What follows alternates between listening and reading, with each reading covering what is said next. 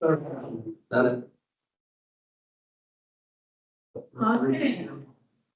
Let's do our pledge of allegiance, please. I pledge Allegiance to the flag of the United States of America and to the republic for which it stands, one nation, under God, indivisible, with liberty and justice for all. First Wednesday. For the record, we see. the December 9th minutes. I'll make a motion to accept the minutes as read. We have a motion to accept the minutes as were forwarded to you. Second. We have a second. Any further discussion? All those in favor, raise a hand, please. Mark, I think you're gonna have to do something. Your owl is way away from you guys. Is there something you can do to get it so that we can?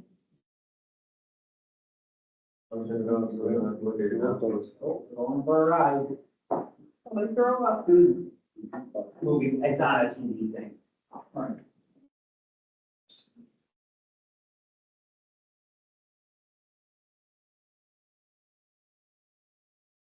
Is there music there? Is this- Okay, it's so hard. So, I guess everybody raised their hand there. Yeah. All in favor? Okay, any opposed? Any abstentions? So moved. Treasurer's report. So treasurer's report was handed out. I did send the reconciliation to Lindsay yesterday, so she's on to next month. And that's all. Everybody have a chance to look at the treasurer's report. Any questions? While we're in the treasurer's report, this is your last opportunity. If you have, mileage, expenses associated with our CON for North Star, I need it tonight. What I want to do is reconcile that this week and send them back any funds, or if they owe us money, I wanna get that. We have forms with him. Your forms with you. I might have one in my bag. All right. If not, I'll give it to you. Oh, then you say tonight, so I can do it tonight, then. If I walk into the car and get my mileage. Chris, could you go into your computer? Can you send him the form? Yeah. Yeah. Because I really want to, I don't want to let it drag. I want to make sure we get, And if I don't do it, it's down prices to me. well, I just want to make sure we get them. So I just want to get that taken care of so that we can completely reconcile. Just to give you an idea, we had a delay in getting our, minutes from our CON vote.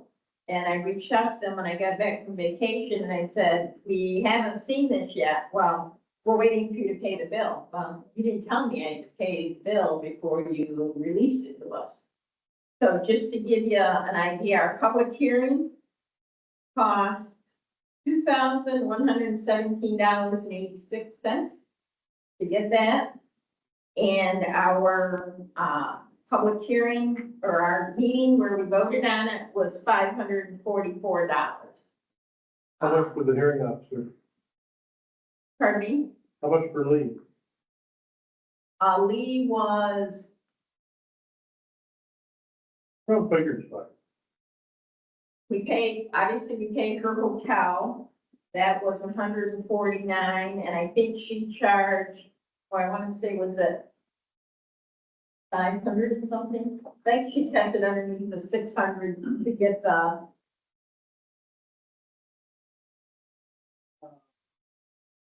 I think it was. So about $750 with the hotel. money. Yeah, yeah, Somewhere down there. Okay, Yeah. that wasn't a bad price.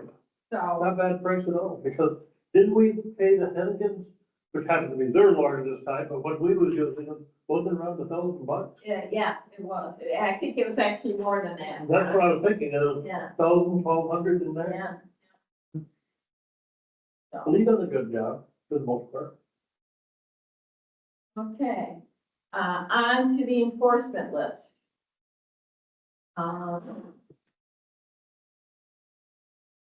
I'm old and I cannot see that from here, so I have to look at it. So I did get smart this time. I put them in individual boxes so that I could follow across, where we're at. So the first one is from 12/11/24, case number 2023-0097, Corona Community Ambulance Corps in Corona, New York. Violation of Article 3012 1F, discontinued operation for a period in excess of 1 month. And their CON for their area was revoked effective 12/2/24. The second one is 12/11/24, 2023-0135, Stephen Stinson from Niagara Falls, 800.16A1 has failed to comply with requirements, 800.16A2 negligence. Suspended for 1 year, suspension stay pending successful completion of 3 years probation, civil penalty of $4,000, 2,000 stay pending successful completion of probation. 12/11/24, 2023-0127, Kadisha Garcia from Brooklyn, 800.15A1. Comply with pre-hospital practice standards applicable for the geographic region of the state in which the individual is practicing. 816A2, negligence. 816A3, incompetence. 816A9, falsified a record. 816A11, patient abandonment. Suspended for 1 year, suspension stay pending successful completion of 3 years probation, civil penalty of $12,000, 8,000 stay pending successful completion of probation. 12/11/24, 2024-156, Christopher Pelock, Farmingdale, New York, 816A1 has failed to comply with requirements. Suspended for 1 year, suspension stay pending successful completion of 1 year probation. 12/11/24, 2023-0347, John Keever from Worcester, New York, 815A2, non-approved curriculum. And we talked about this at the REMAC. The only thing I can think of is that he did either a refresher program or did an online paramedic that wasn't recognized by the state, because the state does not recognize any online paramedic programs. Or he used an unapproved for refresher training. 815B1, when a certificate holder is acting as part of an organized pre-hospital EMS, the certificate holder responsible for patient care shall accurately complete a pre-hospital care report in a department-approved format for each patient with whom the certificate holder makes patient contact, and shall provide a copy to the hospital receiving the patient. Revoked effective 12/9/24, assessed a civil penalty of $2,000. 1/13/25, 2024-013, Empress Ambulance Service in Yonkers. Folks, I really want you to listen to this one and take it back to your surrounding services and your own service to make sure that you're compliant. 824A, not valid health certificate. So if you're operating an ambulance and your CON has expired and you bill Medicare and Medicaid and insurance companies, that's fraud. So in addition to what happened here, now Medicare and Medicaid and insurance companies are going to go after them to get that money back. You cannot bill if you do not have a valid CON. 821B, ambulance non-compliant. 822H, this one worries me. Cots not secured when transporting a patient. That's going to be an awful rough ride. 823A, all equipment shall be clean, sanitary, and operable. 823F, needles, controlled substances secured in a locked cabinet. So if your agency or one of the agencies you know is doing epi, check, and eject, that has needles, that has to be locked up. That cannot be in your BLS that is a needle, it has to be locked up. So please make sure that you're communicating that and that your agencies around you are doing that. 824B4, oxygen non-meeting requirements. 824B6, portable suction equipment non-meeting requirements. And they got assessed a civil penalty of $20,000. So this is what was settled, so you can be certain that the number was higher to begin with. And they had the expense of a lawyer that they went before the state and got it down, but they had a civil penalty of $20,000. 11725, 2024-0101, Ariana Mortison from Albany, 815A1, comply with pre-hospital practice standards applicable for the geographic region of the state in which the individual is practicing. 815A2, non-approved state curricula. 800.3 AM, negligence. 800.3 AL, incompetence. Revoked, effective 11725, revocation to stay pending successful completion of paramedic refresher within 24 months, 3 years probationary period, 2,000 civil penalty is stayed.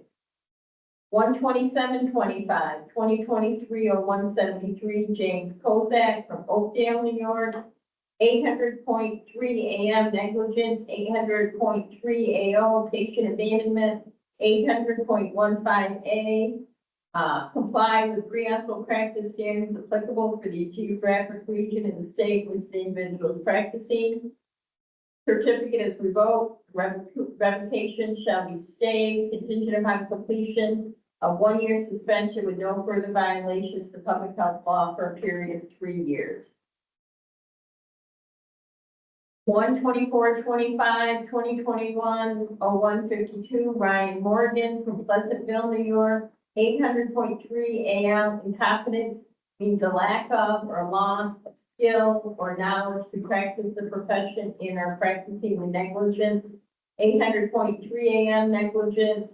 800.115A1, comply with pre-hospital practice standards applicable for the geographic region of the state in which the individual is practicing.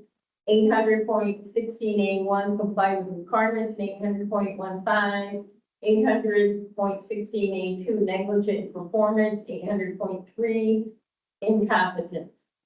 Suspended for 1 year, effective 2/21/25. Suspension is stayed pending non-violations of public health law for 3 years. Civil penalty of $1,000. One more. 12825, 2023-0348, Ronald Jocko Jr. from Hyde Park. 800.3 AL, incompetence means a lack of or loss of skill or knowledge to practice the profession in or practicing with negligence. 800.3 AM, negligence. 800.15A1, comply with pre-hospital practice standards applicable for the geographic region.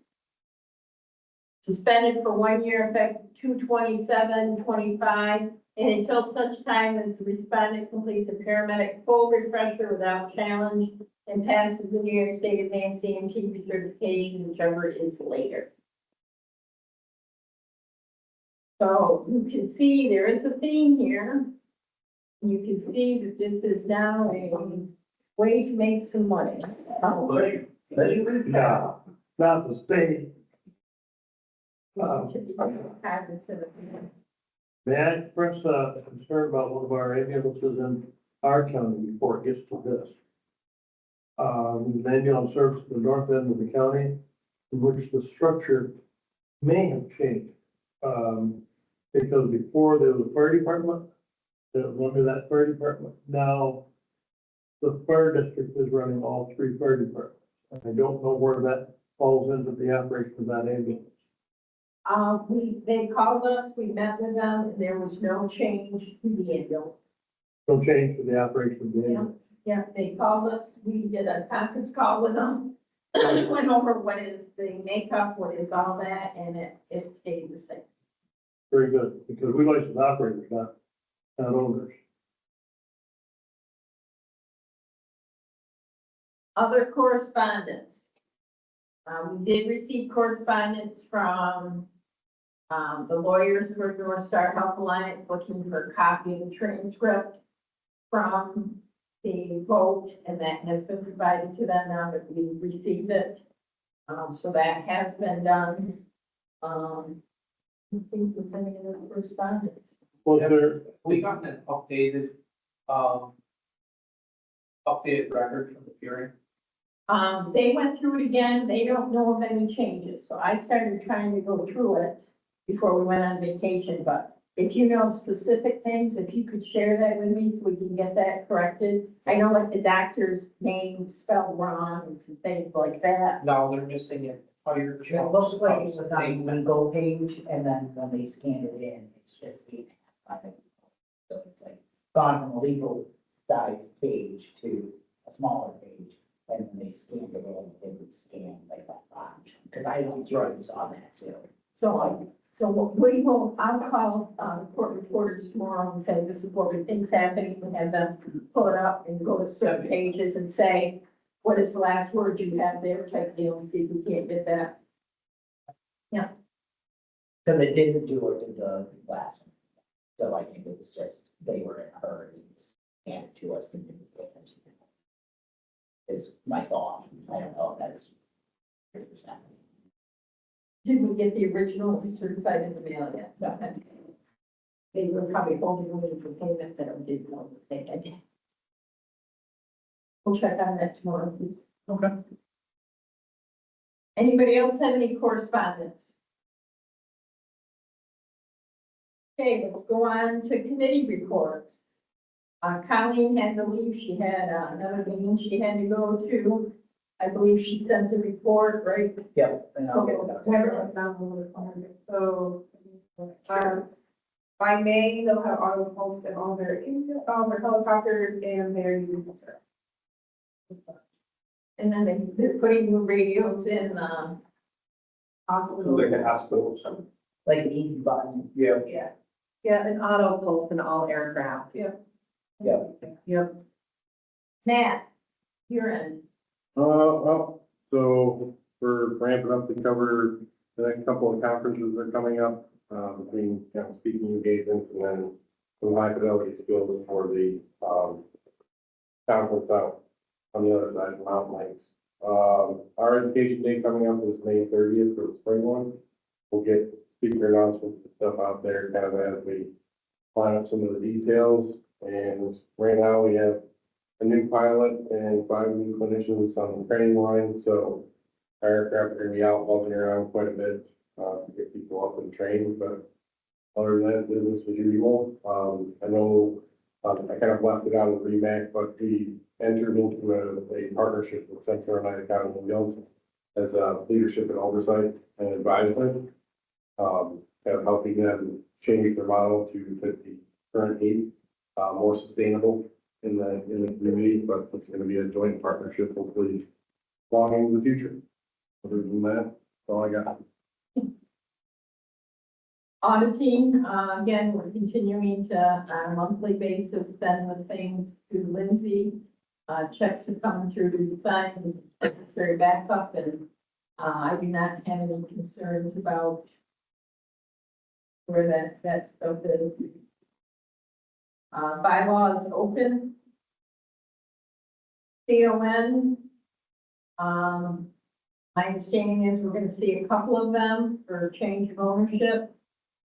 For one of them, and, for another one that's going to an independent from a fire department base, but I don't know when we'll be seeing those. I just know that they're in the horizon, so I really hope it hits around another holiday, because that's just great. they always like to hit it out. They With the think lighting. we're not going to look at it, and it pisses me off, and I look at it twice a minute. I hope that gets back to them. What you're saying?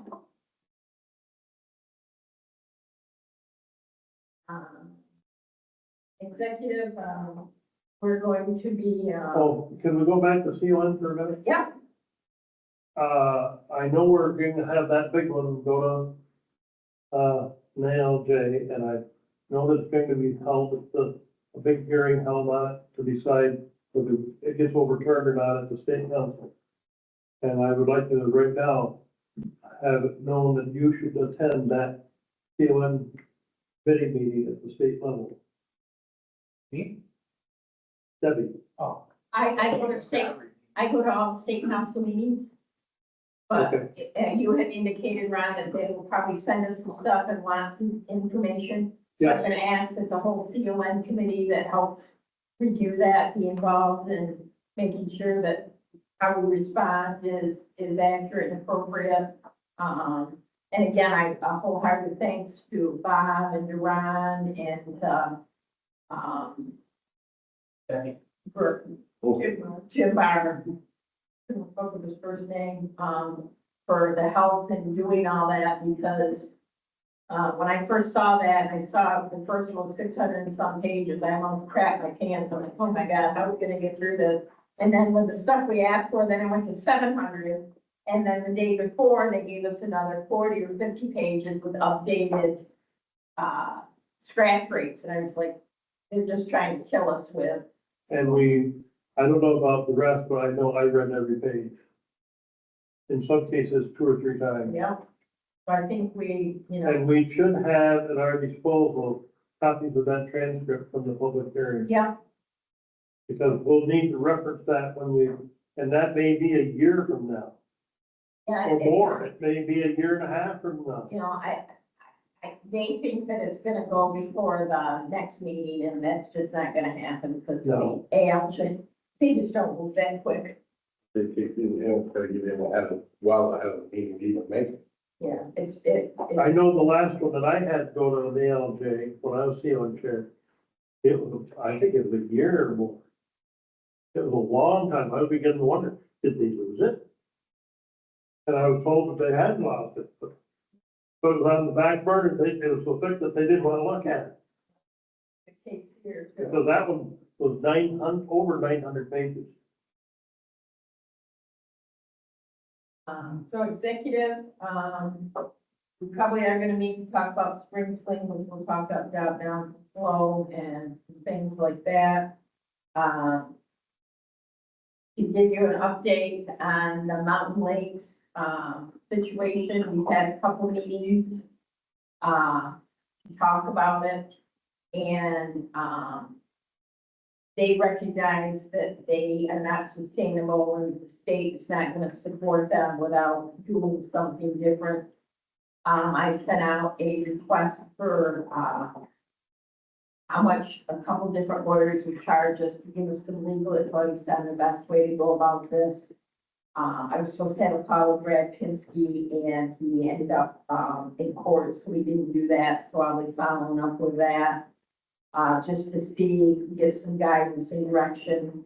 But it was discussed at their last meeting, everybody recognizes that they have to do something.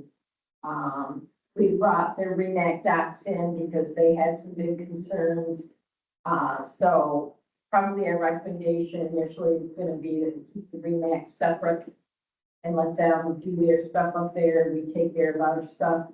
But when there's a new policy or something that has to come out, it's stupid to have both areas do it, work together and develop that and make it something that works for both areas. So, I hope to have more information for the April meeting for you and some costs. We're working on putting their financial stuff together. Probably a couple of us will be making a trip to Mountain Lakes and try to make heads and tails of their financial situation and what they have, and trying to get it into a QuickBooks type thing so we can actually see where things are at, so. I'll express one concern that I have. I don't want them to drag us into bankruptcy as well. I believe it's showing they're in financial trouble and badly operating, and I don't want them to get into a position that they drag us down. Because we've been a fairly successful council all through the years. We've had our ups, we've had our downs, but we're still here in good shape. And I don't want them to be able to be put into a position that they could drag us down. Yeah. That's the big thing. I have trouble supporting it for that reason. Next thing on the agenda, Fort Drum. So as you know, Colonel Bento is getting ready to retire, so we're looking for a replacement for the REMAC. She hasn't already mentioned, so the annual exercise on Fort Drum is now being called the Integrated Protection Exercise instead of the full-scale exercise. That's still slotted for 15 through 19 September. The winter storm exercise, and then it'll be after duty hours to hopefully include most of our volunteer EMS agencies. The first planning session for that exercise will be April 10th at 1300 at the UOC building or building 514. So some of you may get calendar invites to attend that you send a representative. And then there'll be a measles meeting on May 14th after we've identified all the index we want to include in the exercise. It'll be May 14th at 1300 at the EOC as well. Did you say measles? Yeah, the master events list.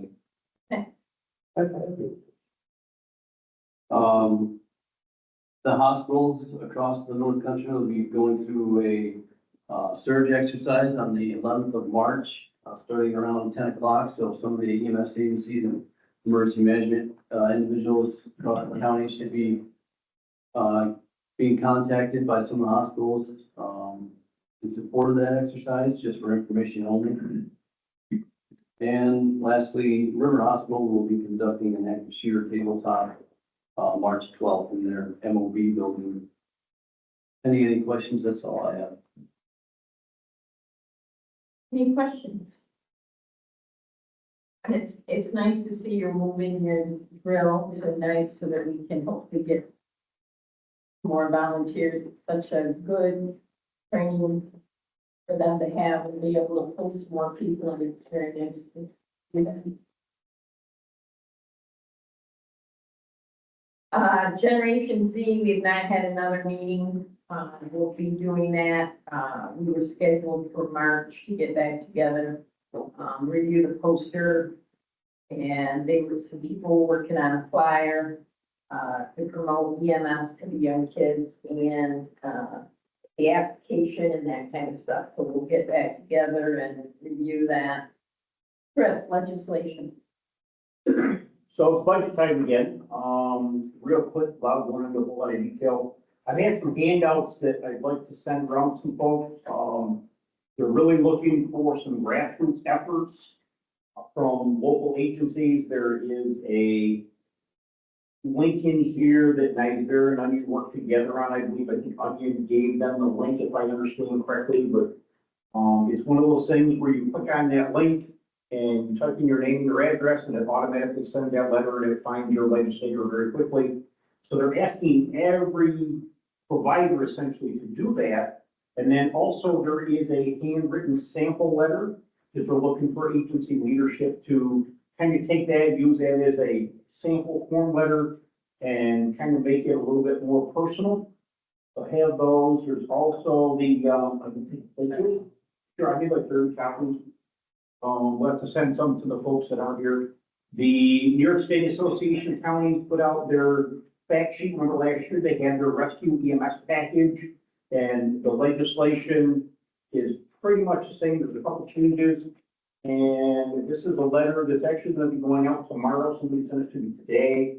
Letter of support for the executive budget for EMS. But really from last year, the legislative, I'll say push really hasn't changed a lot. They're asking for a 30% increase in Medicare. Not gonna happen, but you know, or Medicaid, thank you, sorry. I was getting Medicaid, probably not ever gonna happen. I know last year they tried to do like a 3-year incremental increase that didn't go. So they're back asking for that again. There's a lot of tax incentives from tax levies to personal income tax credits, property taxes, allowing you to claim both. So there's a whole bunch of new stuff in there. There's multiple in there. We'll see where that goes. The Thruway Authority to issue those permits is back in again. That didn't get passed last year. And recognizing EMS and ambulance services an essential service, they softened that up a little bit. They took out the language, it sounds like that it's gonna be mandatory, but they're still encouraging the tax districts, et cetera, et cetera. They're also, so I know that was a big angst yesterday or last year, so they kind of softened that a little bit. She says, or anything else new, college tuition is kind of new, that if you're a active volunteer firefighter or EMS, that you're gonna have some credits for college, that's kind of new. First responder peer support program, I believe is new, that wasn't around yesterday, or last year. They're looking to make 209D, which permits fire departments to build permanent, that was a 2-year. And of course, there's some varying language on community paramedicine. Is it 2-year extension, 4-year extension? But that'll be fixed later on. I'm assuming that hopefully we'll see some change here. Doesn't look like we're gonna be able to do the swap, take one agency out who isn't doing it, put the new one in. It doesn't look like that's gonna go through, but we're trying. We did sit down with, just lost his name, Scott Gray and Mark Walczyk, like December-ish. And before we head into the bill numbers, we talked about everything from last year that we assumed was gonna be reintroduced. We plan on meeting with them again. I have been trying to schedule a meeting for the region with Claudia Tenney's office. She sits on the Ways and Means Committee. And I sent an email again to the scheduler today. And every time we just never get it. We're trying to set up a meeting at her Oswego office. But she's pretty influential in the Ways and Means. I did get an email today from Steve Albany, thank you, Steve Kroll in Albany, several names. The chairman of the Ways and Means Committee is going to be given a paper outlining some EMS facts, and they were looking for some good stories in our MIH program where we made a difference, we provided good care, we didn't save money. So we sent him, those of you doing MIH, we're collecting these on a regular basis. So we already had these good stories, so we sent that on, and it sounds like that's at least a couple of those stories are going to get thrown into that paper that's hopefully going to go to Washington DC. So we are trying very hard to meet with our representatives, look out for meetings as we get them scheduled. We will be meeting with Scott Gray, Mark Walczyk, Ken Blankenbush, and Mr. Barclay down in Oswego, and Claudia Tenney, hopefully in Oswego County. And I'm still waiting for Chuck Schumer to answer me. I know it's a shocker. And who's the other one? Joe Grant has not answered. And I sent an email to the Secretary of Health and Human Services and the Surgeon General and have not heard back yet. So we keep trying, we keep sending them information. We send them little as I get something from Matt Zabitsky, or I get something on MIH or something on MIH or something on EMS. We send it out to them, and it probably goes in a server file, but we are doing our very best to keep inundating them with things with EMS. So the paperwork thing, people send that around. Take a look at that stuff. Try to get some people to click that button. It takes 2 seconds to click the button. Again, agency leadership. Try to spend a little bit of time, get some letters written to your representatives, and let's try to get some of these things back. We had a very successful year last year. We're going to try to keep rolling. Oh, I had to go down to EMS on the Hill Day, April 2nd, 3rd, and 4th. They're trying to get at least one person from every state. I think last year we had 40 some odd, last count. We go down to Capitol Hill. We have a briefing on Wednesday and Thursday. We go to Capitol Hill. They have a company there. They're consulting firm, sets up meetings, and most of the time you're meeting with, the state representatives from New York. So they put us in little groups. They give you a nice packet. They give you all the talking points. You're usually with people who've done this before, and we spend the day talking with staff and our elected representatives and pushing our EMS agenda, trying to advocate. So if you're able to do that, it's still, registration is still available until the 10th. It's, $30. $40 for, it goes to NAEMT if you're a member, to go down and help us advocate for EMS in the federal level. There's information on their website on that event as well, it's under events. What was that date again, this registration? I believe it's the 10th it closes. The early registration closes, then the price goes up.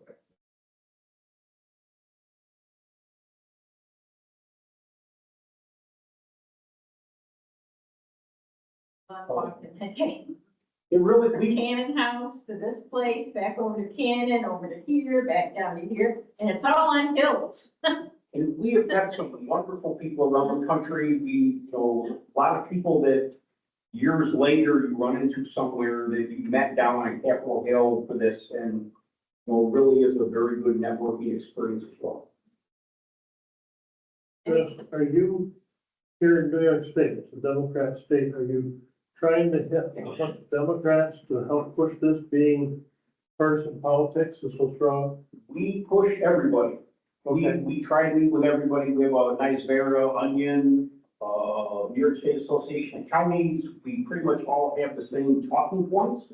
Right. And everybody is really hitting their local elected officials. I send emails, letters out to the committee chairs, which a lot of other people do as well. But really for meetings, I send emails out to all the different agencies, and what we're really looking Can you for. send to all the people on that committee? Yes. Okay, Email, yeah. yes, But when it makes a difference. when we meet locally, what we've asked for is a representative from all of our different volunteer agencies. Wear your agency shirt, come have a cup of coffee. You don't have to say a word, stand in the room with us. We want it to be more than Debbie and I sitting there in Mark Walton's office with a nice picture, or Scott Gray. Lately, it's only been 2 or 3 people going to these things. We've been asking for agencies to send somebody to sit at the table, learn a little bit, and just kind of show the flag through your organization in support of some of these EMS endeavors to try to get something built back. This is all politics. Education, grassroots education. Not politics, lobbying. Lobbying, yes, but Advocate. I'm advocating, but it's also plays into politics. More than you know. Oh, I don't know about more than I know. Yes, I'm gonna say what Debbie just said, just louder and put some extra emphasis behind it. You are, this body is a nonprofit body. You cannot lobby because you are technically an extension of the state. And you are a nonprofit. You as individuals can. As individuals, we can lobby. As an organization, we can't. Advocate. You can- Right. It's just better if you keep it as advocation and education all around. Yep. Versus. And then I think that's true to any 501c3. Correct. So if you're there with your ambulance squad or your fire department, and if it's a 501c, you can't lobby as that department. Well, even if they're a municipal department, it's any kind of state of that. Right, It is. you can do it as. Come join us, get the word out. Yes, I agree with what Chris is saying. And the only thing that I don't think you said was, there's legislation to add buprenorphine to. Oh, I can skip that. Paramedic, level, which really is just a change of one word in the law. But people like Bruce, I believe, can lobby because he's not a 501c, he's a for-profit organization, so he can lobby. Correct. He's the exception to the rest of us. Hey, moving on, membership that is open right now. I already discussed Mount Lakes nominating, the chair, and secretary are up for, election for our April meeting. I know that Dottie sent out something to see if anybody's interested in those positions. But we do have to go and fill those at the April meeting. And either one. I was a secretary 1 year. Performance measurements, Chris. Yeah, let's see. Yeah, Not really, you already heard most of it. We have a very small committee of the design, I think the whole thing we're trying to do is figure out ways that we can measure EMS in Jefferson County and find out, are we, I think, meeting the standard? Are we, the places we can do better? So to that end, we had a few months ago, a short meeting, came up with some, I think, very easy, quick wins, easy deliverables. One of them identified was, with Neil and Debbie, we talked about doing, a very short, PowerPoint presentation for our dispatchers so that they knew the different levels of what each provider, could do, their scope of practice. So that was completed, Neil hasn't pulled the trigger yet, but it's pretty much done. Michael was supposed to do a kind of an overview of the hospital's capability. And I think somewhere along, well, originally he was gonna talk about the hospitals, what each hospital's capabilities were. And he did something on trauma instead, so we gotta, I think, revisit that, just for education. Going forward, I'd really like to see us start taking a look at data, looking at what's going on, statewide, nationwide. Are we meeting, are we meeting the goals? There's a huge paradigm shift nationwide is to, response measures and contracts and response times and all those things that we held for many, many years are going away. And I think it's time we really look and see how we're doing. I know that one of the things we looked at was instead of tracking how long it takes you to get out of the barn as a metric, how long does it actually take us to get to the patient's bedside? And when we compared our times here to the NIMSIS data, believe it or not, Jefferson County was under the national average for rural. So, I thought that was pretty good. I think that's one piece of data that shows that we're doing a pretty good job of getting out. Does it really matter that we get out of the barn in 30 seconds if we have crappy equipment and, the ambulance breaks down at the corner, or, the cot isn't held in place? Who cares how long it takes us to get out? Are we doing a good job? Are we taking care of people? Are we meeting the needs? So that was the whole thought and goal. Is there something that we can do better? So looking for help right now. Neil's been very involved, Michael Briggs, Debbie, myself, and Bobby. I don't think we've had anybody else, right? So think about what we do and how do we measure what we do? How can we measure what we do? And kind of, I'll say, grade us. Are we doing a good job or not doing a good job? So that's, I think, when we propose this is what I thought we should be doing is really looking at retrospectively looking at us and seeing if we're doing a good job. So who wants to have some help, some insight? Is there something that we should be measuring that we're missing? Maybe that's this body. Is there something that we should be looking at? So please let us know. Here, Bob, I know that we did send out the reminder that we have state awards or we have regional awards we want to give out in spring fling. I understand you get a couple back. I don't know if you received it. I haven't sent it to him because I was gonna wait till I got it. I was gonna say, I have a report, because I can say. I didn't want to piecemeal things to you, so I figured I'd wait till I got it. So, Till the day. I am very patient. so we are going to need to meet probably next week and do the awards there, have time to get them ordered so we have them for spring fling. So look for a meeting request to go through those so that we can get those ordered. Program agency. Okay.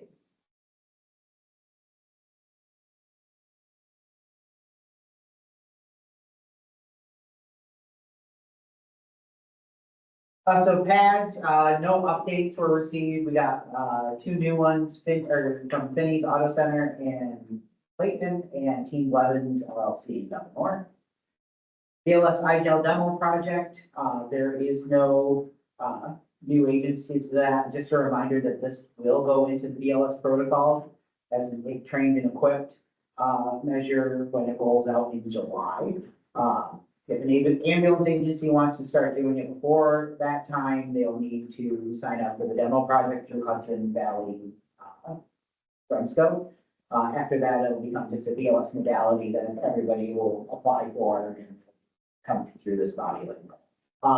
To add to this, there is going to be, effective in July, the state will be launching a BLS BLS glucagon pilot. That'd be interesting. Yeah, that's right, same blood, no. BLS glucagon pilot, it'll be run out of the Suffolk County Program Agency. But the process will still be the same. They'll have to get regional endorsement for it and get signed off by their agency medical director. And then everything will be run through Dr. Winslow's program down there. And hopefully the data shows good enough that that can be added to the BLS scope.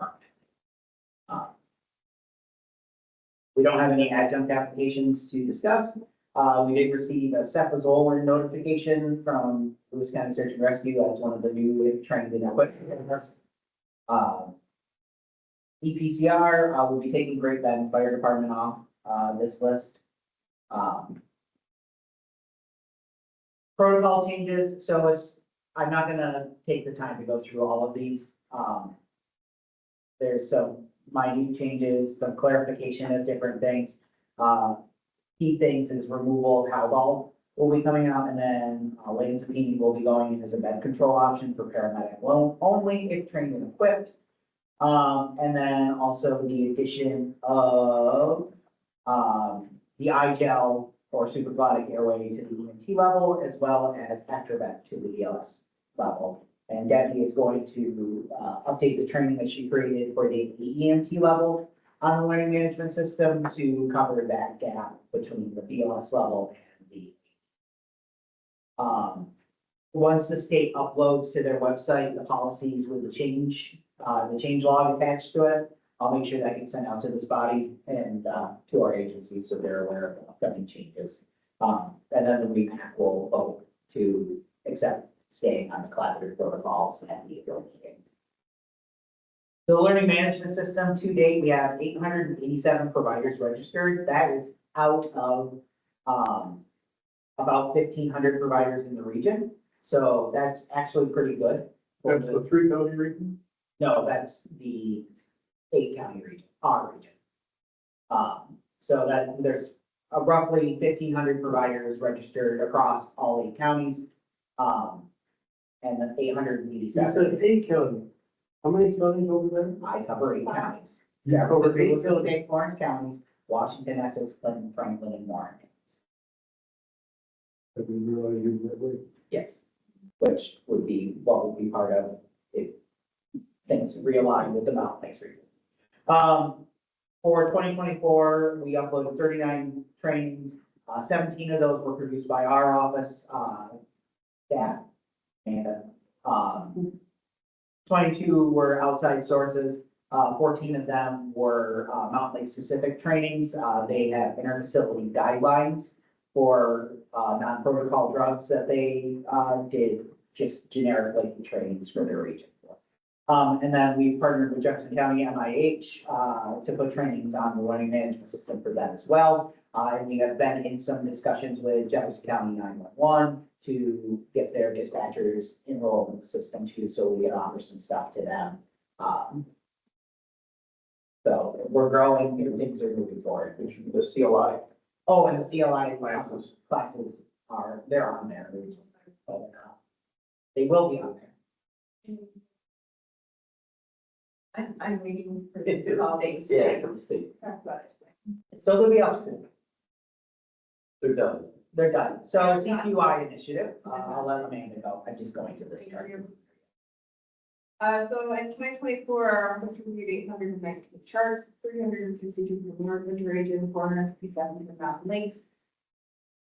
Of those, 45 agencies had no charts uploaded. We are working to rectify this. We find an agency about every month, so I find an agency again, and Zach. Most of them are over there, they're so small, but he's better at dealing with charting stuff. That's this year. For 2024, we had 8 charts total that we sent to medical directors for further review. In January of this year, we sent out 11 charts to medical directors for further review, so I don't know what happened there, but it was a significant uptick. and because I can see this easier. The big thing that we're finding deficiencies on, and we talked about this at length at REMSCO, or REMAX, sorry, is the focused assessment. So overall, between the two regions, it was found 155 times that there is no focus assessment being done. 100 times, or 100 charts in Mountain Lakes and 55 in the North Country region. This is caused by various different things. It can be the fact that they're just not using the drop downs to document. Some of the software vendors use comment boxes next to where you put that information in. Well, those fields don't map into what the hospitals see and what the region sees and what the state sees. So we're working through part of that, but also some of it is they're just not doing. So we're gonna work with agencies and their medical directors. We're gonna adopt a new way of sending things out. We'll send it to the CQI report. They get it monthly for their agency if they're chosen for that month. We'll give them 15 days to respond to us, and then we'll send it to their medical. You know, get that response, especially if there's any super egregious things, which is what we've been finding lately. So the big things we're finding spelling and grammar are truly very problematic. We are seeing, parts are containing personal statements or opinions. BLS providers are documenting care provided by ALS providers, such as, 18 HIV in the right AC. Patient is placed on the cardiac monitor. Sounds smooth. Lack of documented assessments and proper vital sign acquisitions. A lot of patients, I noticed, rise in patients being moved before vitals are being obtained, and the patient's vitals are in the crapper when they are obtained. And at Mountain Lakes REMAC, they actually had noticed it too, and now they're doing a study on the amount of time it's taking providers to obtain vital signs. Because that is the other part of this, is we're finding, an increasing amount of time between patient contact to the first set of vitals. Like an hour. An hour in some cases, between patient contact and getting a set of vitals. And these are patients that, Has a blood pressure of 70 or has to go to an 80 or. and they're not documenting that they've done anything in this time period between patient contact and getting in the ambulance. And that's concerning. We still are having ongoing issues with our favorite three-letter software vendor, ESO. It is getting a little bit better, but it's not perfect. But we're also starting to catch mapping issues with other software vendors now that we weren't seeing before too, including ImageTrack, through local. So upcoming training, can I just do the other two and then we'll bounce back? Absolutely. So we have the spring and fall Fort Drum EMS days. So the fall, or the spring date is tentatively May 16th. We've been in communication with the Mystic and then their higher ups, and everything is pretty much a go. We're just waiting for that final blessing from Fort Drum to say that they can host it. It's always a lot of fun. We've gotten a lot of great feedback the few times we've done it. And we're hoping to do something a little crazy and out of the box again this time. And then we'll be hosting again the Fall EMS Education Day at North Country Community College, November 1st, up in Saranac.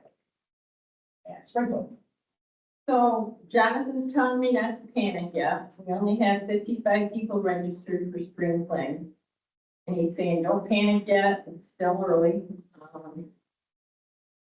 I'd like to see that number higher. When is the cutoff at the lower rate? It's Friday. So usually we see, we usually see the last day kind of bump up. So people registering now are gonna pay more. I guess that's okay for us. That isn't really looks good for the agencies or the person, but we did add, obviously, we talked about it, we added some new things in. We're going to do this year an ACLF refresher, and next year a PALS. We're gonna rotate back and forth between them at a reduced cost. We're hearing from a lot of people that financially it's very difficult for them to keep that. So we thought that was an area that we could help in.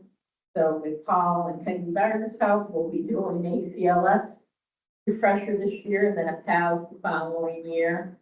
The Thursday night game this year is going to be EMS Trivial Pursuit. And I gotta find cards for the different colors of the cards, and I have big wooden dice. So the team will roll the dice, and it's the team that will move to that card. The first one in line will answer the question, and they'll go to the back of the line. If they get it wrong, then that person's out. And so we'll have some fun with that and see where that goes. We had brought to you and gotten approval to go ahead and hire Josh Cox and the Rattlesnakes to play that Friday night. We're in line with that. Edgewood did hold their costs for the meals the same as last year. Jonathan and I worked today on how many rooms we needed for our vendors or for our speakers and all that. So I'll firm that up with Janine tomorrow and we'll have that taken care of. As always, help would be greatly appreciated with registration, scanning at the doors. Some of that would be a big help. If you can come give us a hand, it is truly appreciated. And it's good for us to have a good representation there since this is our conference. We need to keep it local. We need to get people to come to our local ones.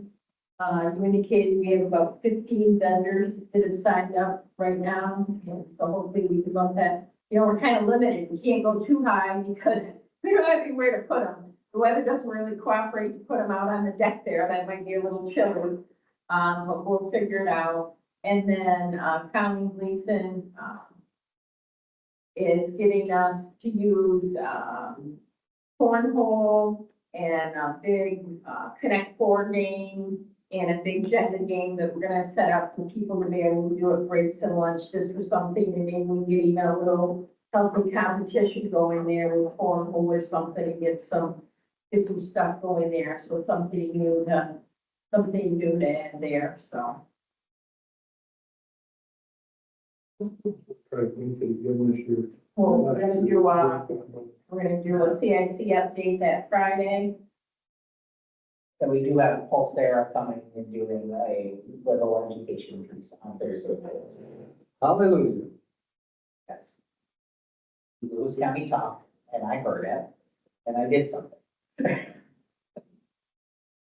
For the sense of income. They're also gonna be around. They're gonna be here for the, I think, a week and a half following to going around to agencies, between the Syracuse region and us to also do some hands-on. Hopefully this family will photo. There.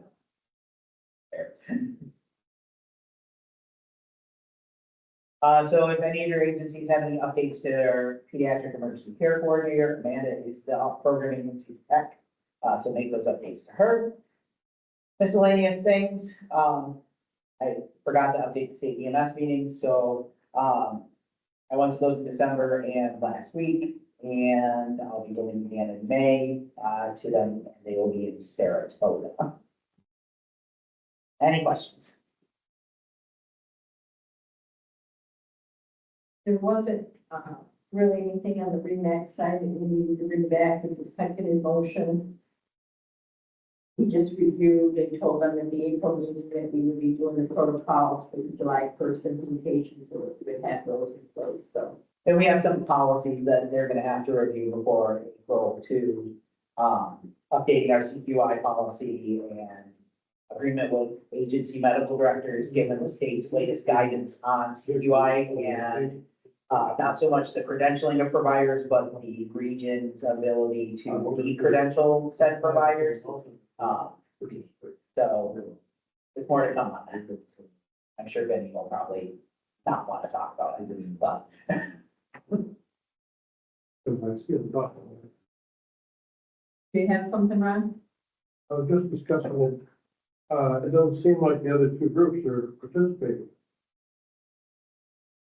They're listening, we're doing all the talking. That's fine. There's only one other group. Don is here virtually and the other one is me, from here. They've been very quiet. Neil. Well, Mark's about to talk Yeah. anyway. Neil, safety. Nothing to report. Nobody's asked for anything and haven't had any issues that I know. I thought you had one, you went over to Lewis County. Refresh my memory, because apparently I don't remember. Very memorable. You had a child that was, Oh, CISM, right, yeah. that's part you say. Okay. So CISM, there's only been one debriefing since the last quarterly report. It was a youth that had a large hay bale rolled down on him, was killed, and one of the first asks from Lewis County since this revitalized effort, and Bob helped me out here, but I think things went really, really well. I got good feedback. I suspect that that department is now gonna drink the Kool-Aid, to some degree. And there's been a handful of, like, one-on-one, we didn't get a call to go up and support St. Lawrence County after their fatal fire with 4 victims, but we had several people that worked with Matt, and we connected up with other people to, just kind of follow on. And we did one referral for kind of a long-standing issue, cumulative thing to Priority Wellness. And Michael brings his dog to the 911 center, so that's less angry. His dog actually went to the Lewis County debriefing with him. The PWC dog went to the Lewis debriefing, and it was very, very well received. I don't want another dog, so I'm not gonna toss that up in here. But if Michael wants to bring his dog, it was very well received. He did at the hospital one as well. We had a separate one just for the hospital staff. And he brought the dog as well. Very well received.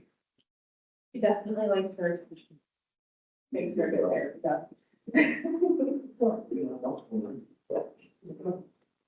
Then we'll go and see Mac. See, now you're gonna hear from Mark. All right, a lot of the conversation went around the budget, and Part R and the lack of actual money within Part R, that Christopher talked about a little bit ago.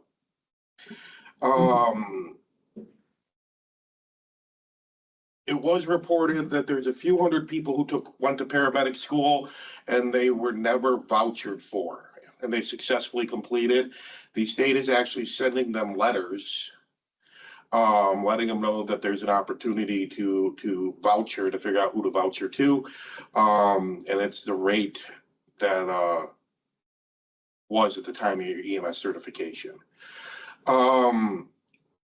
We had asked the folks at Data and Informatics to pull us some information on how many providers were doing calls and the number of calls they were doing. For example, how many providers were doing 1 to 50 calls a year and 50 to 100, et cetera, et cetera. So we could look at the strength of the system. And what we learned is that the top 5 EMS providers to respond to calls in New York State have the numbers 99999, 00000, 11111, random letters and numbers, or an email address. So in the next Scamtron update, the good folks at DNI are going to make it so it has to be a 6-digit alphanumeric combination. So please check your EMT numbers. And there's a lot of people that would love that data too. So, please check your EMT numbers. As we all saw, the enforcement list was growing. They reported that narcotic issues are one of the biggest things that are gigging people right now, as well as oxygen, the testing data on the portable oxygen bottles.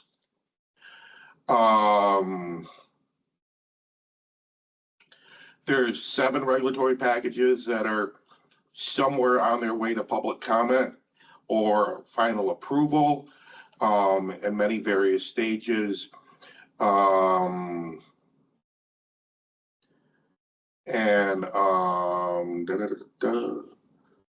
Jonathan brought up the protocol changes. There was a lot of talk about the docs not being very happy that they now have term limits. And that was about it. Any questions? Training and ed, Paul. We have not had a specific meeting per se, but we want to talk about our planned airway, surgical airway. Sure. Well, as ventures continue out of our office, we have in our region, every December for paramedics, the requirement for a surgical airway. Okay. When I went out to start pricing the pig necks, the price has gone up, almost doubled since we were doing the difficult airway. And to use a mannequin, after that first person goes through and makes the cut, the training effectiveness is gone. Okay, so Chris located a video and instructions, and one that they use in med schools. And it is a airway mannequin that we're actually building. To that end, we have a 3D printer. We have all sorts of trays. We've got airway heads coming, BVMs. And when you put this together, I'll let Chris describe, or Christopher, I'll let Christopher describe the model. Because when it's said and done, it will bring realism to the student. And our hope is to have this done and available for demo at Spring Fling, at least one of them. The thought behind it, and Debbie jumped right on board, is if this thing is successful, and we're pretty confident it will be, then what we're gonna do is make about 10 of these things and distribute them around the region. You know, so our 3D printer will make a crate for probably about 50 cents. Okay, it's very cheap, and yet people will get that real experience. So I have Chris talk about the recipe to put this thing together. So we bought cookie sheet trays, and also there's a mannequin head, and all the people, you'll have to kind of see it. We use a BBM and an ET tube, and there is a IV solution with colored water that is going to simulate blood. And you put the airway down, you put some foam tape over it to hold it in place. And then we have procured pork belly skin, and that's going to go over this. So you're going to see a mannequin head and then pork belly skin, and that's it. And the way, when you build this thing, is when you make that first incision, it's going to ooze blood like in real life. And when you open up the airway, you cut through that tape, and then the person with the BBM is going to squeeze the bag, and it's going to kind of realistically simulate somebody that you're actually doing this on. So, and then when that person is done, when you're all set, you remove that pig skin, you put a new piece of tape over it, you put the new pig skin on, and you're ready for somebody else to do this. So I think I've got about 20 of the airways made. My goal is to have about 100 of them. But we're pulling all the parts and pieces together to make this, and hopefully for Spring Fling, we'll have at least one working model just to kind of have a little bit to play with. So It's very entertaining in our office, because we make all sorts of purchases and different things. When the accounting clerk comes in and asks, why are you getting the baking trays? I want to know why you have. the problem is are to pull the glue and the stuff off the plate, the 3D printer. We really struggled with the 3D printer getting it to line up, so we had to go buy Elmer's glue Hands across the cupcake. Oh, it's about an easy thing, but it's. So, They say we can make this for like less than $50. I think we're less than that, even just about them, but a lot of stuff we already had, so you only had to buy certain things, so. so I think, you know, we have a training budget. And because this is gonna be offered to the entire region, it's not Jefferson County, I think we should, refund money to the county for the expenses of, you know, less than whatever, to help offset that, if it was just Jefferson County, but they're gonna do it for all three counties, and then I'm hoping to open it up to Mountain Lakes as well, we'll let them, you know, get them, we'll do it at Spring Fling, just to give us better, I'll tell you, the thought of doing that just scares me to death, having to cut into something. The 3D printed trays really do feel realistic. There you go. Why? They're neat. They have one-time use. No, the 3D printed ones you build this over, my guess is they're probably gonna get damaged over time. So that's why I wanted to make 100 of them, so when you get the head and some of the other stuff, some of it's gonna have to be disposable, some of it you're gonna have to buy new tape every year, you're gonna have to, you know, but, we've located pig pork belly skin, we've got somebody that's giving us that for free. So a lot of this stuff, I think we've been able to really not, it's not been expensive to buy it all. We bought the trays, the rags, the 3D printer, the filament. We bought some brand new, BDMs, but I think The idea, put a taco shell over a surgical cut, you can eliminate that. And then nobody else has this, we haven't built one yet. Nobody's had one, but you we could file, actually- you could file a utility patent and Well, make you know- money on that, you know. we, Now, it's a hell of a project to file a utility project, because I've done this, and it takes about 3.5 years to get it, but. Chris has had some discussions with other, areas that are doing 3D stuff, and they've got the, I call it the recipe. The file, so you can download it and we can do it. We made I mean, it's simplistic, don't get excited. We made an oxygen wrench, just when we got it, just to kind of practice. It's a functional oxygen wrench. Then we started building props for our EMT classes. We built a knife, we made a gun, we made did something else. Your 50 cal bullet. Like 50 caliber bullets, so we're making things that we can introduce to the EMT classes that, you know, hopefully when we do like scene size up of things, the students will pick out some of those. So that's been kind of fun. So, does somebody wanna make a motion about helping offset these costs? I'll make that motion. Want to put like a maximum on it? Because, I mean, we're gonna, some of the stuff we're gonna have to do every year. Is 500 enough? Printer was 4 something, and the trays and the towels and the BBMs, couple hundred, I mean. So that's, So you want And to up break right out, now, would you like 1,000 instead? That would be a number, but I don't think we'd ever reach yeah, it. we're not 30. Up to, you know. Yeah, up to 1,000. Up to 1,000. But it'll be below that. Hopefully spring fling will have a couple of. I'll make the motion for up to 1,000. Jonathan is bringing up a good point. What we probably are gonna have to do is we're gonna have to purchase the supplies for you. You being a municipal entity, we can't really just give you money.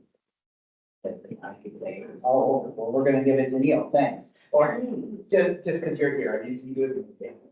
So, what we'll do is, we will, out of our REMSCO budget, let's order some stuff that you need. Maybe we can pay for So whatever. like the next, we bought the first, I think, dozen trays or whatever, we could buy the second dozen, the second box of the rags and the Yeah. heads or something. Yeah. And You must need the perfect plastic for the printer. I haven't bought the heads yet. I already bought some plastic, but I mean, you're always gonna need more. Right. But again, somebody has it going around, that will last a while, but eventually somebody's gonna cut through it, and you're gonna need another one, so. That's fine, that's. So we have a motion to purchase supplies for up to $1,000 to support the, what are we calling these? Surgical airway trainer.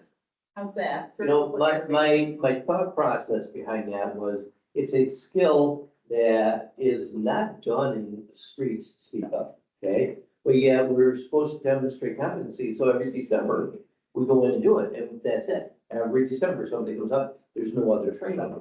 When this trainer available, they can do it twice a year, 3 times a year, quarterly. It'll be available, and will, if somebody ever had to do it. And seriously, if you wish the final patent on it, do it. Oh, no, We sold the plans and everything from a college, it's our, because this is what they're using in med school. So Yeah. they were kind enough to share everything with us and. Right, so we had a motion, did we have a second? Bob McKenzie. So, for the North Country REMSCO to spend up to $1,000 to buy supplies necessary for the region to get the surgical airways. All those in favor? Any opposition? We'll get it taken care of, so let's figure out what you need next, and then that would be awesome if you could bring one to Spring Fling so people can kind of see, and we can let people know that our goal is to have them out in the region by the fall, so they can do a winter fall training. If everything goes bad, everybody wear turtleneck. Yeah. That'll be on budget. The training is, you mean the LMS system yet? No. I was reviewing one, but it wasn't a part of the elements. like Yeah. question, Yeah. answering a question. Well, I started to say yes, I got to thinking, no. So I will get on that Thank you. promptly. Thank you. All right, back to you guys for Jefferson County report. Oh, well, believe it or not, it's relatively short. Currently, we have basic EMT original refresher going on in public health. We have a advanced program going out in Indian River. We have just started this week. We have our basic to advanced academy going on at the North Pole Fire Hall. And we have 15 in that class. Out of that 15, 12 of them are individuals, well, pretty much they're all off the street, but 12 of them have been hired by Guilfoyle. And they're on Guilfoyle's payroll.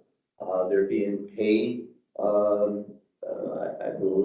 don't know their specifics, but they're not being paid at basic EMT. I think they're getting minimum wage at this point. And then upon completion of their basic, they'll get the basic.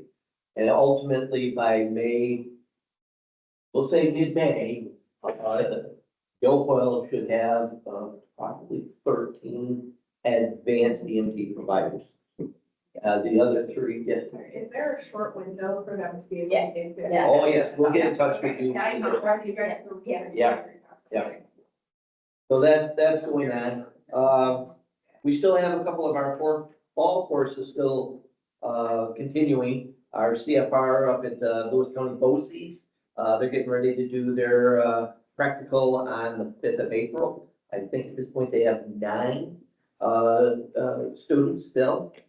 We still have the high school course going on at South Jeff, Belleville, and Sackett Harbor. For those that don't recall, Debbie is actually teaching that, and it's zoomed into the other 2 schools. And she periodically goes to the other school and zooms it to the other 2.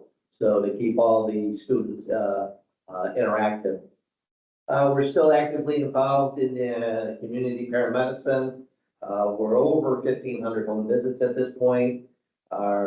Any prospective providers, and we've gained a couple of them already. The training is all on the LMS. And they complete the training, do the test, and they're good to go. So that's up and working. We're still having our quarterly meetings. Our next one is actually on the 26th of this month. Upcoming things we have, we're planning on, we're going to be meeting on Tuesday with the state for a CLI course. This CLI course is a pilot. In essence, students take each chapter on their own. at home in the evenings at their convenience. At completion of each chapter, there is a little chapter, questions. And at the end, there's, with all the certificates are done, then they will then do their skills in front of the regional faculty person in each of the counties. So 1 month it would be, we would be doing one in Jefferson, another month we'd be doing them up in, St. Lawrence or in Lewis County. And that way people can get their CLIs without having to commit to 2 days, or 2.5 days, during the week or on the weekend. So meeting is with Albany because we've set this up a while back and they're busy. We kind of forgot about it. And then when we finally said we're ready to pull the trigger, you know, wait a second, not quite sure what you're talking about, so we have to go back to the drawing table on that. So as Jeff said, we've got the IPE is gonna be in September. I'm sure there'll be Mountain Fest, continuing with the joint training with the Fort Drum with Guardian Academy. We'll have the fair coming up, the DBO concerts, concert in the park. There'll be no more PPAO concerts. No more DBO concert? No. Put an end to them. Well, I didn't know that. Now they're just asking. Just for asking for money. Just keep. We will be, going to Oswego County here next week, for a, MCI, tabletop exercise that Oswego County is doing. And, we've been, waiting, to hear about the rural EMS support grant. I don't know if anybody had heard about that a while back, it was over a year ago. And the awards for that grant were supposed to be released in November. At the state council meeting, they, stated that they had just sent out the letters. Well, this afternoon, just before our meeting today, we got our letter. And Jefferson County was awarded $500,000 for that, rural EMS support. So what that is just kind of briefly, this is designed, set up to have 5 ambulances strategically around the county, retrofitted with bariatric equipment so that we will have the ability to safely transport bariatric patients. Okay. The second part of that will be a response vehicle that would not be utilized other than for things like transport of blood products or major incidents where maybe we need to take a surgeon out. This will be located at the hospital. It's working with Samaritan on that. But again, this is all just gotten day. Samaritan doesn't even know about it yet. Well, we discussed it with them a year ago, so they're not made aware, and that will be taken care of tomorrow. So we have a year to put it all together, essentially, and then get things out there. So that will be a huge asset in the region to have those bariatric rigs. So another project. I know there's a lot of instructors here, but for every county, I try my best to gauge when students are going to get their letters to test. And then I asked Lizzie Baldwin, who oversees our testing center, to shift, since we have 2 platforms, to shift speaks to the Atlas platform, which is the EMS testing is on, so that we have the availability to host more EMS testing. So you can give our office a heads up. If you, It's greatly appreciated. I try to keep track of times when it's like St. Louis County, I don't know, but I try my best. Well, that's no problem. And that absolutely not a problem. I know on the academy, that's gonna be a combination effort with Albany as well. With you guys, because we're only built in about a week. You have to coordinate one testing, right? The main issue, of course, is by statute, You cannot do any ALS until you have a PMT certification. If they can practice IDs on a man, Right. in black six, They they'll don't be. do anything. So we gotta get them their certification before we. So the long and short of it, the basic EMT component is really front loaded with a lot of the advanced. Because really, there's not a lot of difference between the curriculums. You know, when you do an advanced curriculum, you're basically doing a review of the basic curriculum and then adding in that ALS. Well, we're front loading all of that in the first part. So that when they get their certification, and we have a couple of classes, a couple of labs, and then they're out in the field. So these students are gonna be working. And they're meeting 3 days a week. Class is generally from around 8 to 1-ish, give or take. And then on the days, they'll go back to Guilfoyle. Guilfoyle will put them through their things there and get them on the buses. And then the onboarding and driver training, or, Yeah, there you go. So it's a good partnership and we're very excited about it. And And I know a lot of the study groups have been opened up to the entire class. Yeah. And there's talks of some extracurricular stuff like, being a part of Norfolk Fire Department's training in vehicle education. So, they're gonna have a good experience. I'm pretty confident. More to follow. As we meet again, because we don't almost. we have the first part. Yeah, we've been on one in the fall. Hold on. buddy. Exactly. If we have Yeah, you can survive. 3D done. Yeah, let's see how this goes. Any questions for Jefferson County? Mark, can you do St. Lawrence? They're hoping that our newly redesigned 911 center will open somewhere around the 17th. And, other than that, I have nothing to report. Bob, Lewis County. Could you go on it? So, actually for a change, I do have a few things for Lewis County. My office and myself have been meeting weekly with, our medical director, Dr. Mathis, regarding providers, the good and the bad. And there's been a lot of good, which is a good thing, and I'm trying to encourage staff up there to get engaged and, participate in the EMS awards, or at least, submit something. Lewis County's been really lax in past years because we've got a very humble group up there, so we're trying to get that moved forward. Hopefully we can have some submissions this year. We've got a plan that's got dusted off after about 12 years, maybe 14 years, Mark, I don't know, but it's our impact plan. And it's super encouraging to hear you talking about a response vehicle for SMC because that's our hub. Right.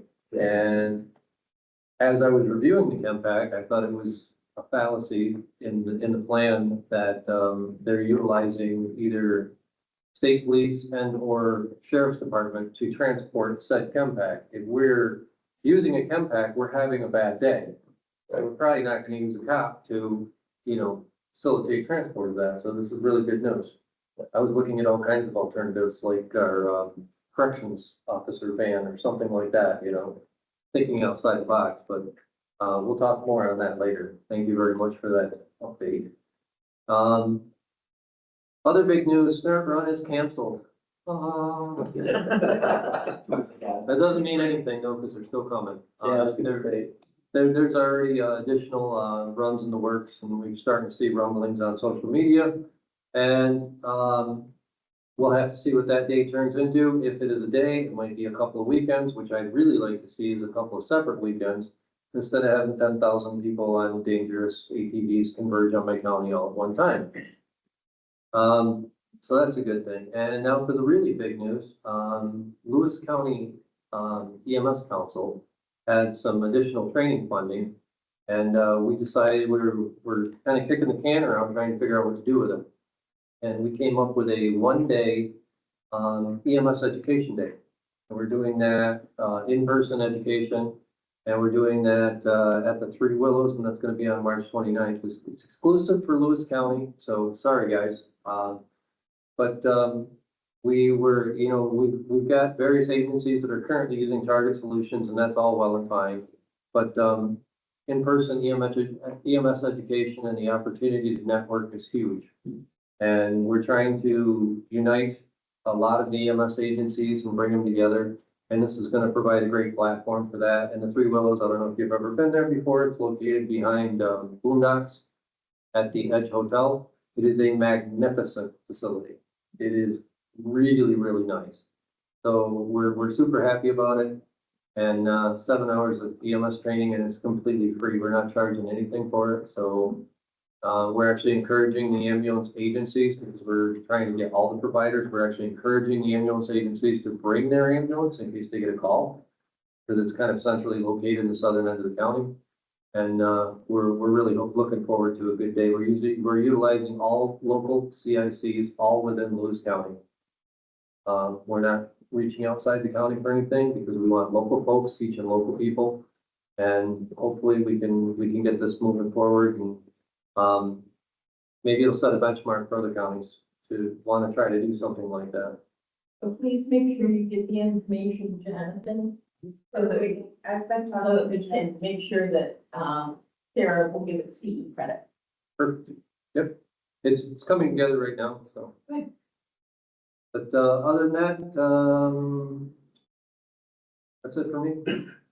Any questions for Bob on Lewis County? Vinny, how about a state report? I'll keep it brief because a lot of the things that I was going to talk about have already been brought up.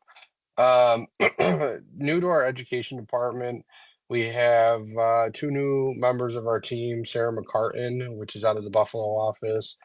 She's currently working under recertification CME and reciprocity with Melissa.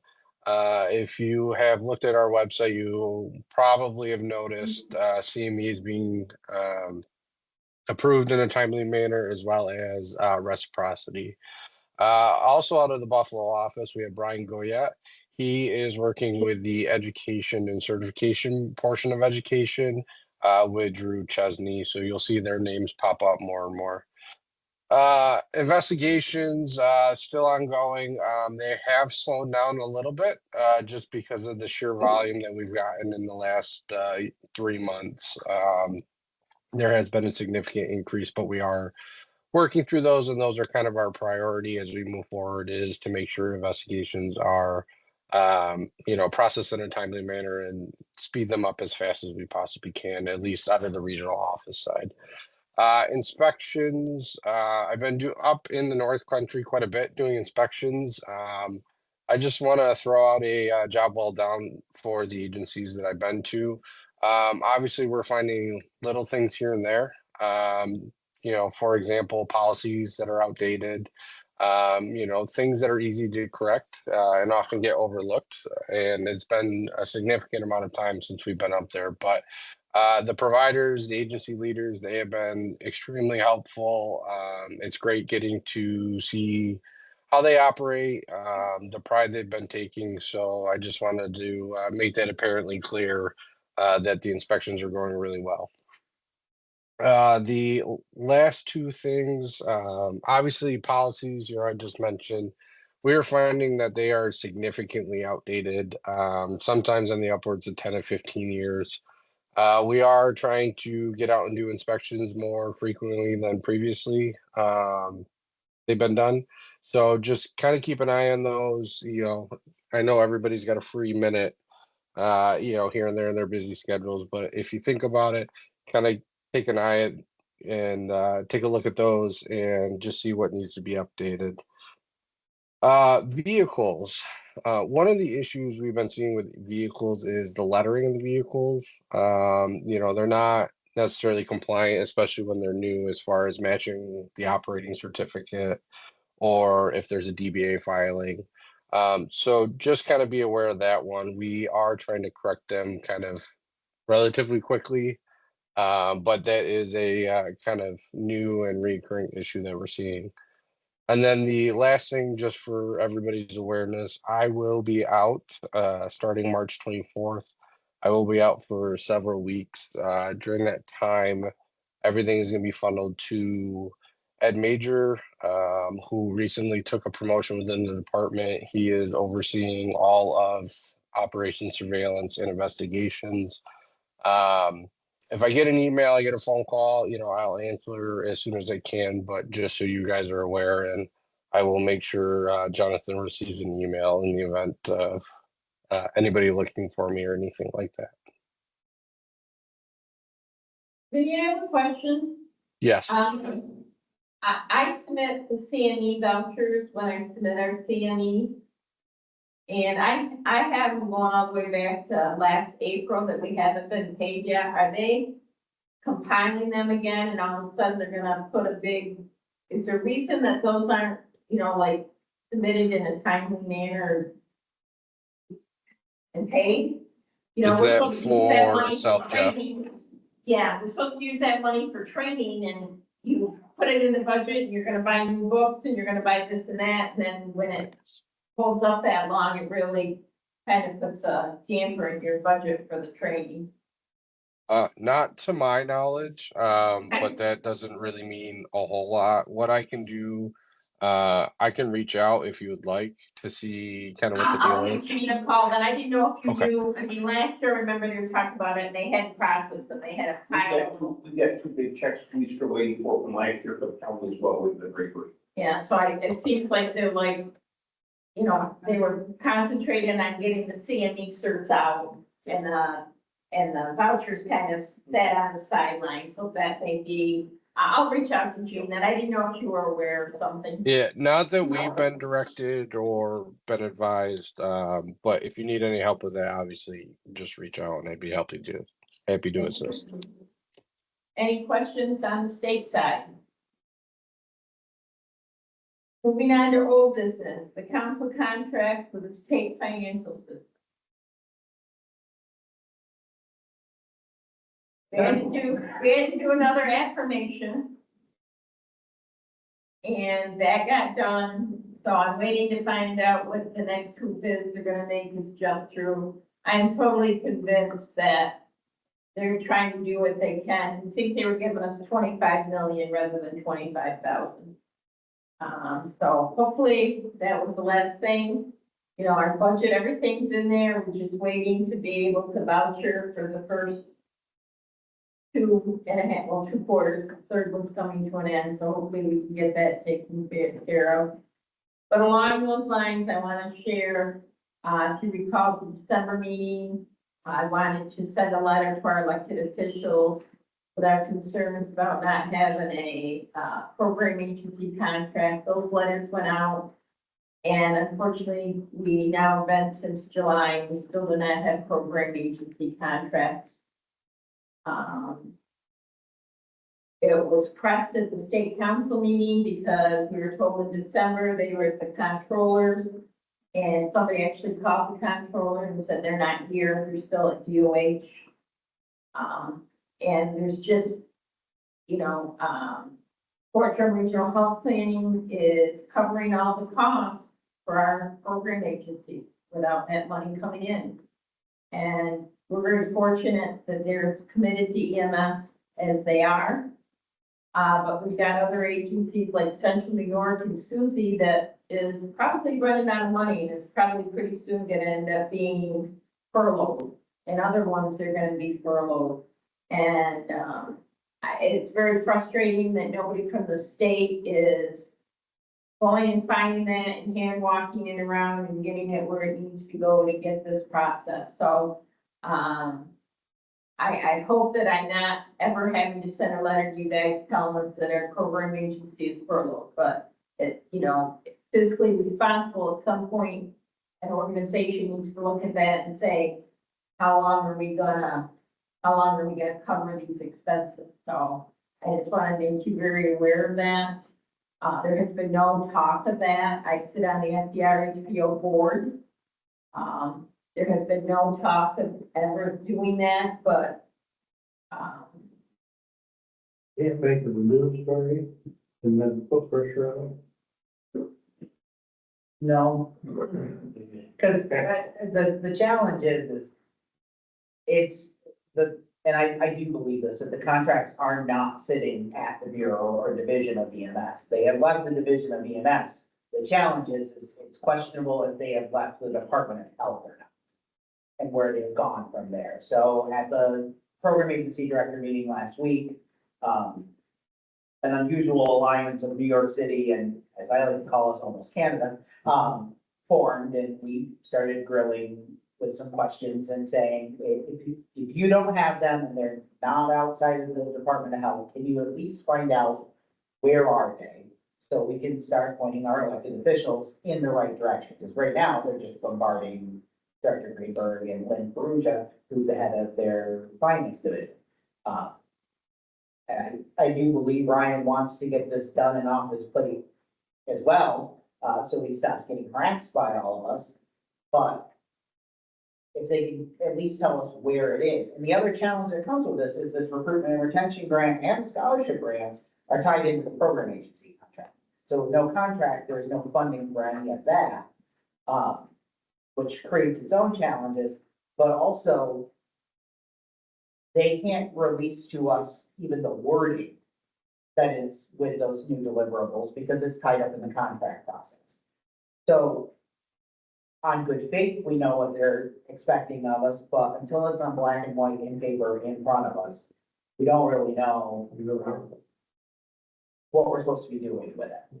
We were told, though, that if there are recruitment and retention initiatives that are already being done by the region, that for this calendar year, we would be able to reimburse for that. So we would be able to voucher for those, which is good. But the paramedic scholarship funding might be lost for this year. And originally, it was only going to be in our contracts for 2 years, or as long as funding would allow. So if anything, by not having it for this year, trying to look at the glass half full, it ensures that we will have funding for additional years in our contract. Our contract will be a 5-year contract. So there's at least a little bit of a positive spin on it. It's still very frustrating, but I've had multiple conversations with my boss and with our CFO that we recognize the fact that we're working at risk right now, is what they would call it, but are also operating on good faith that we will be getting our contract and we will be able to get reimbursed. And we actually got an email tonight before I came over here from the state to set up a meeting with the finance side so we can have all our ducks in a row. So when the contract is awarded, we can just submit everything. So that is at least a little bit of progress. Am I right in saying that this has been an ongoing problem for years? Well, the last time they blamed COVID, which I guess is a. But even before COVID, this was a problem. It happened back when Mark was in the program agency, but it had gotten better. I mean, I know we had one episode when Ann was in there, but I remember Susie getting furloughed then. But The worst it's ever been for us has been, since I've been with the program agency, has been order. Which none of us really thought anything of it when we got to the end of the first quarter and we didn't have contracts. But here we are halfway through the third quarter and we still don't have contracts. It's a little concerning. But just so that everybody is aware, so that you know what's going on and wanted to give you the full story there and, keep you in the loop. We'll keep the pressure on at Albany. And our next FDR-HBO board meeting is in April, and I'm sure it's gonna be on the agenda there to talk about too. What's amazing is this whole program supports a very large volunteer system. And to do away with the volunteer system is going to cost the taxpayers big time. And here they are trapping on us through not paying the program agency, which is peanuts if it changes to another system altogether. So no update on the recruitment retention grant, no update on the scholarship grant. Again, we got the scholarship stuff. set to go, so if we, find out, hey, you can launch it, we're set to be able to launch, so that maybe we can have something for the fall that comes through, so we're good there. We already discussed spring fling. Is there any other old business from the floor? Any new business from the floor? There's one thing I received from community broadcasters about a first responder appreciation night at the end of this month up at the Factory Drive Business Complex.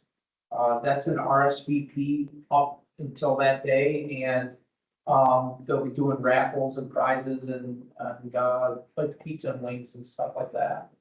So, We set it up for everybody. It's only on for 2 hours, 5 to 7. right, yep. But I imagine they would love a big show and that we can hold quite a bit of people. Something following. Yes.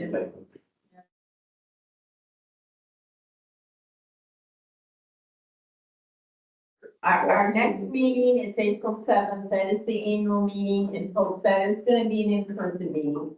We went to the remote. We said we would get together once a year, and the April meeting will be in person. It will be down here, and that will be the election of officers, and we'll be, finalizing the spring fling. So please look at your calendars and see if you're available to help. We did put out the schedule for the rest of the year. So the next meeting is June 2nd, and then the next meeting is October 6th. And you'll notice we have in there, if you have T&Es for attending meetings, the dates that they have to be submitted by, so that we hit that quarterly, because you can't submit them late to the state when we submit the quarterly vouchers. It has to be within the quarter that you used it. And this allows us to make sure that that hits in there. So when we do have the full meeting in April, the folks that are traveling down from St. Lawrence County, folks that come over from Lewis County, you can voucher. We'll make sure we have the forms here. We have some here now. Please plan on doing that. And that meeting will be at the FDR HPO office. We already checked the calendar. Tonight was a conflict. It was scheduled here, and then it ended up not being a conflict after a while. They canceled the meeting. They're going to have to. You never know that until the end. So thank you for Jefferson County for hosting this for us tonight. Even though they forgot about it until this morning. Nobody needs to know that. Not public, right? Make sure that that. Public record now. Not hearing anything else, do I get a motion to close the meeting? I make that motion. Motion to close, we have a second. All those in favor? Aye. Opposed? Thank you, everybody. Until we get back in. We have a